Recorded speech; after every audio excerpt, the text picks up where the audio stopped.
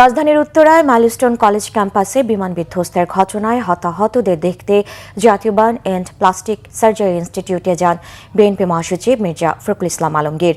বিএনপির ভারপ্রাপ্ত চেয়ারম্যান তারেক রহমানের নির্দেশে বিমান বিধ্বস্তের ঘটনায় ঘটনাস্থলে যান বিএনপির সিনিয়র যুগ্ম মহাসচিব রুহুল কবির রিজভী, যুগ্ম মহাসচিব শহীদ উদ্দিন চৌধুরী আনি এবং ঢাকা মহানগর উত্তর বিএনপির আহ্বায়ক আমিনুল হক। এ ঘটনায় গভীর সমবেদনা জানান নেতারা। এছাড়া আমরা বিএনপির পরিবারের পক্ষ থেকেও ঘটনাস্থল পরিদর্শন করেন সংগঠনটির নেতারা। এদিকে বিকেলে বার্ন ইউনিটে আহতদের শারীরিক অবস্থার খোঁজ খবর নেন বিএনপির মহাসচিব মির্জা ফখরুল ইসলাম আলমগীর। নিহতদের রুহের মাগফিরাত কামনা করেন তিনি। অগ্নিদগ্ধদের সর্বোচ্চ চিকিৎসা সেবার জন্য হাসপাতাল কর্তৃপক্ষের প্রতি আহ্বান জানান বিএনপি মহাসচিব। আমরা এই ঘটনায় শোক জানিয়েছি। আমরা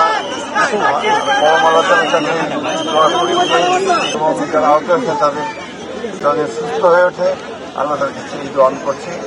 আমি দলের পক্ষ থেকে আমার জেলা প্রশাসনের পক্ষ থেকে এবং পক্ষ থেকে আমরা শোক জানাচ্ছি।